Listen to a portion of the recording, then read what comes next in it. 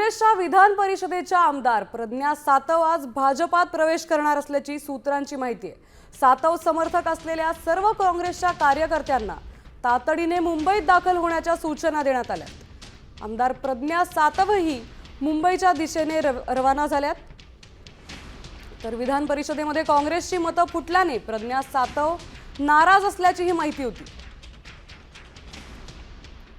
आपले प्रतिनिधी गणेश कवडे याबद्दलची आपल्याला सविस्तर माहिती देणार आहेत। गणेश, काँग्रेस आमदार प्रज्ञा सातव आता भाजपात प्रवेश करणार आहेत, अधिकची माहिती काय?